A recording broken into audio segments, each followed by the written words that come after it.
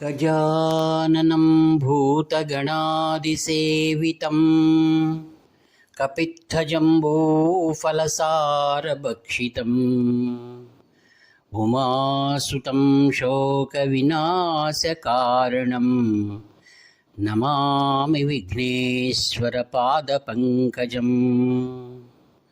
सदाशिवसमारम्भां शङ्कराचार्यमध्यमाम् अस्मदाचार्यपर्यन्तां वन्दे गुरुपरम्पराम्।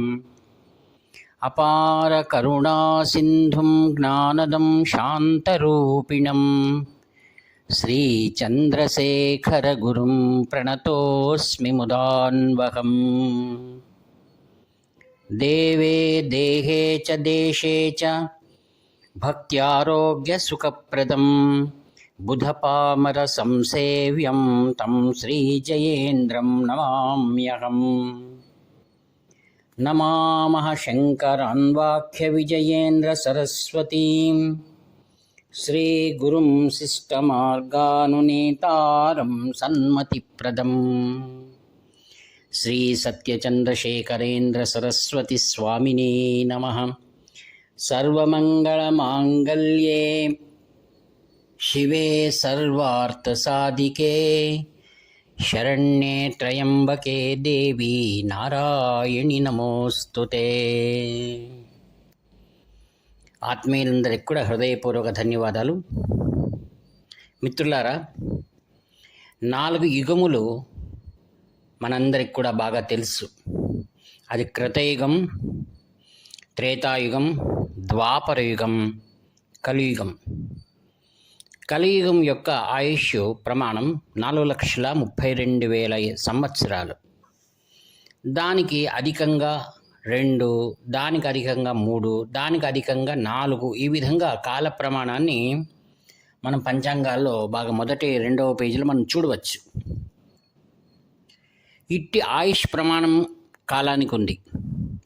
కాలాన్ని నిరూపించి కాలమును తన స్వాధీనంలో పెట్టుకున్నటువంటి భగవంతుడు శాశ్వతుడు, అజేయుడు, మృత్యుంజయుడు, అపరిమిత పరాక్రమవంతుడు, వేదములు సృష్టించినటువంటి వాడు. ఆయన ఆదినారాయణమూర్తి అని, హిరణ్య గర్భుడని వేదములు మనకు తెలియజేస్తూ ఉన్నాయి. సాక్షాత్ పరమాత్మ యొక్క జ్ఞానాన్ని మనం తెలుసుకోవడం అనేటువంటిది కేవలం మహాత్ముల వద్ద చేరి వారిని ఆశ్రయించి వారిని సేవించడం ద్వారా వారి అనుగ్రహంతో మనల్ని వారు అనుగ్రహించి వేద ధర్మము మరియు శాశ్వతమైనటువంటి భగవత్ జ్ఞానాన్ని మనకు అందిస్తారు. కృతయుగంలో మానవుల ఆయు ప్రమాణం 1,00,000 సంవత్సరాలు ఉండేది. తర్వాత త్రేతాయుగంలో 1 తగ్గింది, ద్వాపరయుగంలో మరొక 0 తగ్గి కలియుగంలో మానవుని యొక్క ఆయు ప్రమాణం కేవలం 2 మిగిలింది, అనగా 100 సంవత్సరాలు. అనగా శతమానం భవతి అని వేద పురుషులు మనల్ని ఆశీర్వదిస్తారు. ఇటు పరంపరగా ఉన్నటువంటి ఆ యొక్క వేద జ్ఞానాన్ని ఒక్కొక్క యుగంలో ఒక్కొక్క విధానంగా తెలుసుకున్నారు. కృతయుగంలో తపస్సుల ద్వారా, త్రేతాయుగంలో యజ్ఞయాగముల ద్వారా, ద్వాపర యుగంలో భాగవత ధర్మముల ద్వారా, కలియుగంలో భక్తి ద్వారా మనం తెలుసుకునేటట్టుగా పెద్దలు మనకు సూచిస్తున్నారు. భాగవత ధర్మమైన, తపోధర్మమైన, భక్తి ధర్మమైన, యజ్ఞ ధర్మమైన అన్నీ కూడా ఒకే నాణ్యము. వాటికి అనేకమైనటువంటి పేర్లున్నట్టు ఒక్కొక్క దేశంలో ఒక నాణ్యానికి ఒక వేరుగా నామకరణాలు ఉంటాయి. దీన్నే భగవద్గీతలో శ్రీ మహావిష్ణువు అర్జునుడికి బోధిస్తాడు. ఏవం పరంపరా ప్రాప్తం ఇమం రాజర్షయో విదుః సకాలే నేహ మహత యోగో నష్ట పరంతప. ఆ యొక్క భాగవత్ ధర్మం ఏదైతే ఉందో ఆధ్యాత్మిక జ్ఞాన నిత్యత్వం అన్నారు. ఆధ్యాత్మ జ్ఞానము నిత్యమైనటువంటి ఆ యొక్క పరమధర్మాన్ని సాక్షాత్ శ్రీ మహావిష్ణువే జగద్గురువుగా ద్వాపరయుగంలో కృష్ణం వందే జగద్గురుమని పిలువబడ్డారు. భగవంతుడు కృష్ణ భగవానుడు నిర్యాణం చెందే సమయంలో ఉద్ధవుడికి మాత్రం మిగిలించాడు. ఆయన మిగతా యదువంశాన్నంతటినీ కూడా ఆ యొక్క సముద్రంలో ఆయన అంతర్లీనం చేశాడు. వారినందరికీ శాపం ఉంది. ఎవరిది? ఆ యొక్క గాంధారి శాపం. ఆయన ఏం చేశారు? కృష్ణ భగవానుడు ఈ భూమిపైన వీరికి నూకలు చెల్లాయి, అందుకోసం వీరినందరినీ ఏదైనా దూర ప్రాంతానికి తీసుకువెళ్ళవాలని వారినందరినీ పడవలలో వారిని తీసుకువెళ్తారు దూరంగా, సముద్రం దగ్గరలో. అంటే ఆ యొక్క ద్వారకా నగరం ఎక్కడుండేది? సముద్రం మధ్యలో ఉండేది. సముద్రం మధ్యలో ఉండగా శాపం వారిపైన ఏమీ ప్రయోజనం కాదు. కావున వారిని భూమిపైన దించితే అప్పుడు వారికి శాపం యొక్క పరిణామం కలుగుతుందని ఆ యొక్క కృష్ణ నిర్యాణ సమయంలో వారిని అందరినీ కూడా పడవల్లో తీసుకువెళ్తారు. ఆయన ఉద్ధవుడిని మాత్రం నీవు ద్వారకా నగరంలో ఉండమని చెప్పి వెళ్ళిపోతాడు. చివరిగా ద్వారకా నగరంలో అడుగుతాడు కృష్ణుని ఉద్ధవుడు, నాకు తెలుసు నీవు ఎందుకుగాను వారిని తీసుకువెళ్తున్నావో, నన్ను మాత్రం ఎందుకు మిగిల్చావు అని అడిగారు.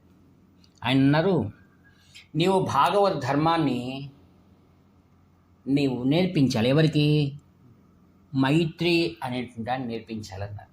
జ్ఞాన బోధన చేయాలి అనగానే ఆయన సరే అని అక్కడే ఉంటారు. తర్వాత ఏం జరుగుతుంది? వీళ్ళందరినీ సముద్రం దగ్గరికి తీసుకొచ్చి, మీరు పూర్వీకులకు అందరికి కూడా తెల్ల తర్పణాలు అవన్నీ పిండ ప్రదానాలు అయిన తర్వాత వాడు మధుపానం చేసి ఆ యాదవులందరూ ఒకరి భార్యని ఇంకొకరు పొందడానికి ప్రయత్నం చేయడం, వారికి వాద వివాదాలు జరిగి మత్తెక్కి ఒకరికొకరు బాధించుకొని మరణిస్తారు. తదనంతరం కృష్ణ భగవాన్ దగ్గరికి ఉద్ధవుడు వస్తాడు.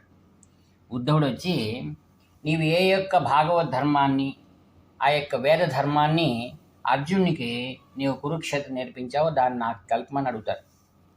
ఆయన సంక్షిప్త గీతగా ఆయనకు బోధిస్తాడు. అందుకే భగవద్గీత అనేటువంటిది అది వేద సమానం.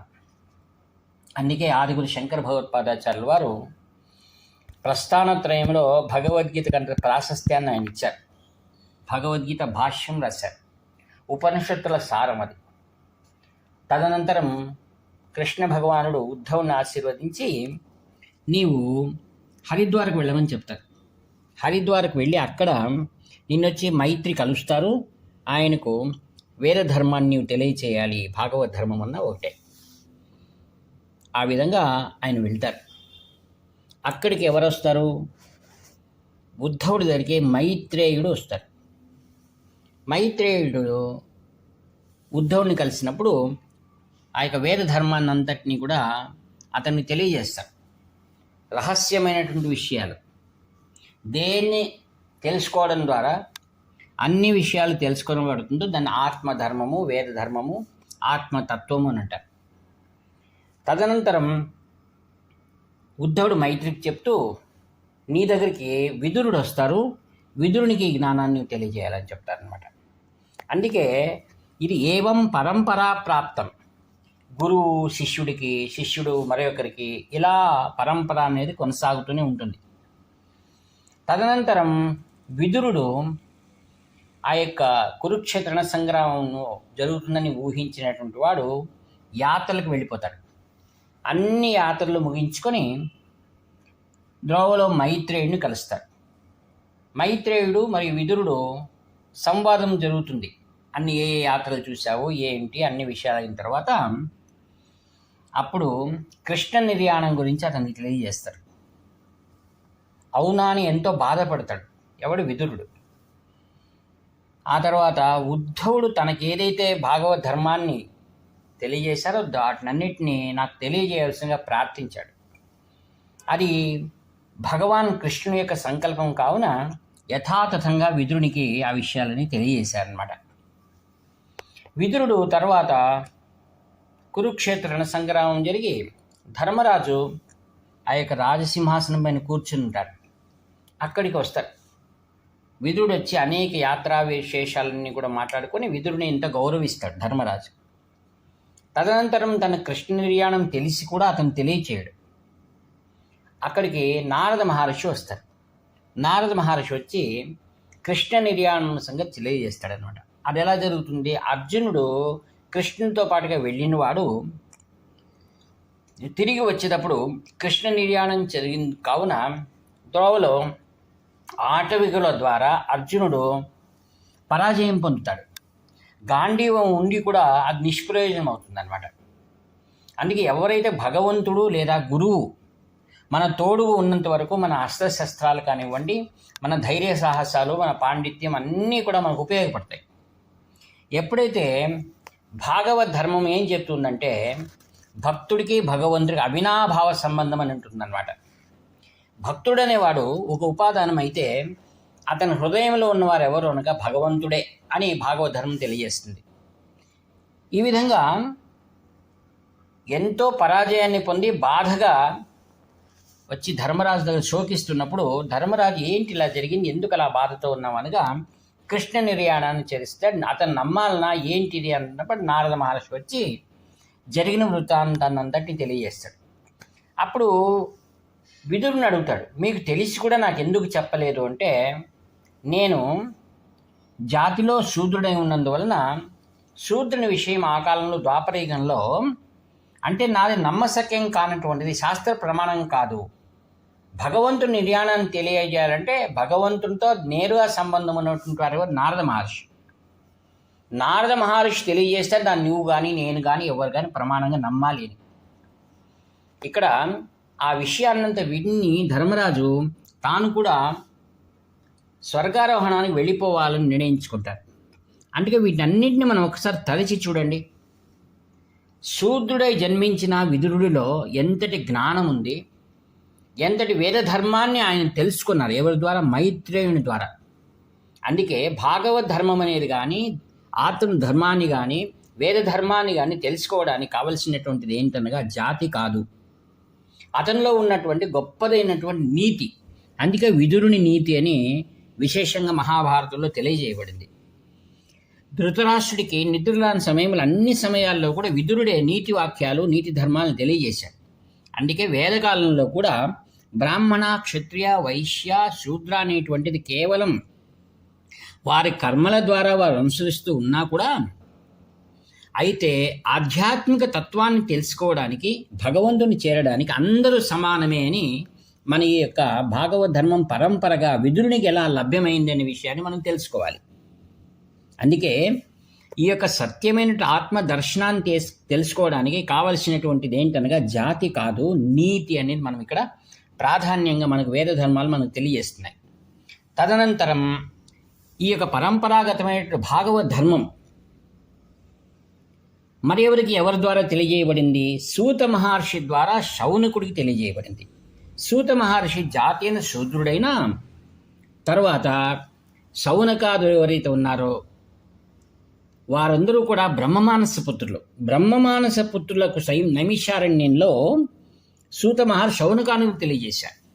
మరి వాటిని కాంచి కామకోటి పరమాచార్య స్వామి వారి పరంపర ఏదైతే ఉందో ఆ పరంపరలో వచ్చేటువంటి వారు శుక మహర్షి, వేదవ్యాసుల వారి కుమారుడు. ఆ శుక మహర్షి ద్వారా పరీక్షితులు తెలియజేయబడింది. అందుకే భాగవత్ ధర్మం అనేటువంటిది ఎంత సులభమైందంటే జాతి మత ధర్మ కుల విచక్షణలకు అతీతమైనటువంటి భాగవత్ ధర్మాన్ని మనము శ్రద్ధాభక్తుల ద్వారా ఈ కలియుగంలో మనము వర్ణ వివక్షత లేకుండా అందరూ కూడా భాగవత్ ధర్మాన్ని మనం అనుసరించడం చాలా ఉత్తమమైనది మరియు శ్రేష్టమైనది. ఆత్మీయులారా, ఇటు భాగవత్ ధర్మాన్ని కాంచి కామకోటి పీఠం భాగవత్ సప్తాహాలను అనేక మార్లు ప్రోత్సహిస్తూ ఉంటుందన్నమాట. కాంచి కామకోటి పరమాచార్య స్వాముల వారు విశేషంగా భాగవత్ ధర్మాన్ని మరియు భాగవత పారాయణను ఆయన ప్రోత్సహించారు. ఆయన సాక్షాత్ శుక మహర్షి అని అందరూ కూడా కాంచి పరమాచార్య స్వాముల వారిని పిలిచేటువంటి వారు. కావున ఆత్మీయులారా, ఈ యొక్క వాక్పుష్పములను మనం భాగవత్ ధర్మానికి సంబంధించిన విషయాలు ఎవ్వరు ఏ సమయంలో దీన్ని గురించి చర్చించినా విన్నా తెలుసుకున్నా వారందరికీ అపరిమితమైనటువంటి భగవాన్ శ్రీకృష్ణుని యొక్క సంపూర్ణ అనుగ్రహం కలుగుతుంది తెలియజేస్తూ ఈ వాక్పుష్పములను శ్రీ కాంచి కామకోటి పరమాచార్య స్వామి దివ్య చరణారిందమును సమర్పి సెలవు తీసుకుంటాను. మీ ఆత్మీయ మిత్రుడు నివర్తి నాగభూషణి శర్మ. 7483229249. హర హర శంకర, జై జై శంకర.